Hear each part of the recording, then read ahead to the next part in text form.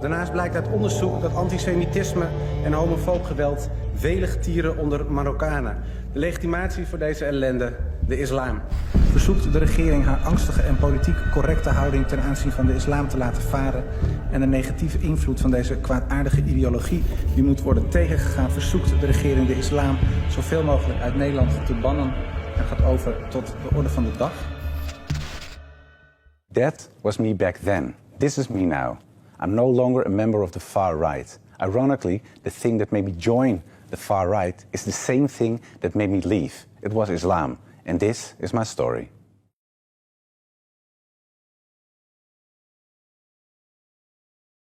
My name is Joram van Klaveren and I'm a former member of the Dutch Parliament who represented the Party for Freedom, the anti-Islamic nationalist party of Geert Wilders.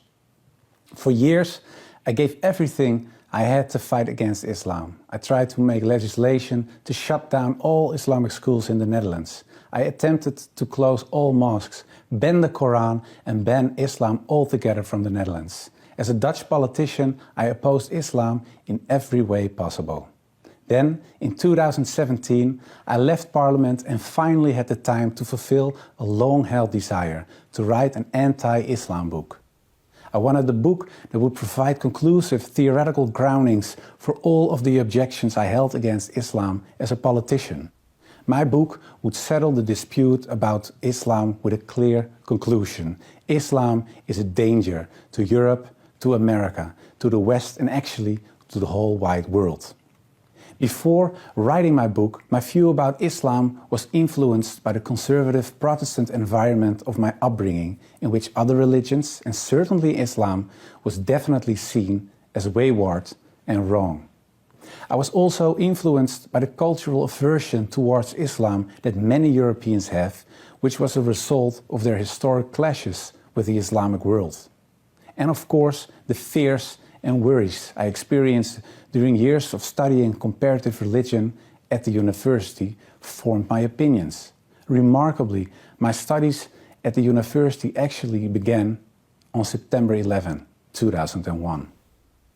Many horrors would sadly follow, inside and outside of Europe, from the murder of columnist Theo van Gogh to kidnappings, anti-Semitic terror and beheadings, to haphazard stabs, truck attacks and suicide attacks, to the proclamation of the Caliphate by ISIS.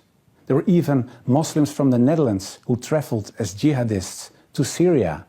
These events confirmed and deepened my negative feelings about Islam and motivated me to join Wilders' party. I believed that Islam should be fought wherever possible. But as I began writing my book, I came across information that was at odds with the ideas I had. I learned that many of my ideas about Islam, stated by Orientalists, far-right Westerners, and even Islamic extremists, had little or no basis in historical Islam. My research often presented me with context and interpretations that were very different from those I had propagated for years in politics.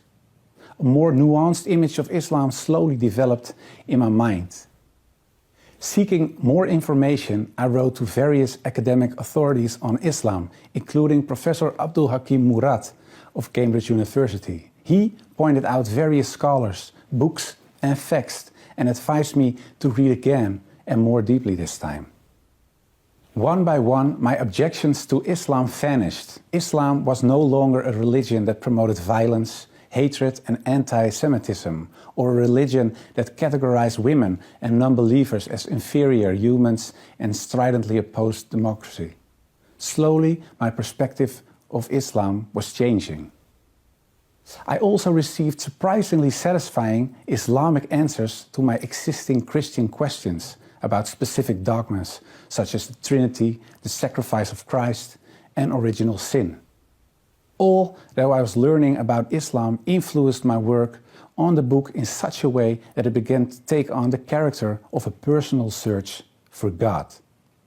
During this search, the person of Prophet Muhammad raised the most questions with me. Who was this man?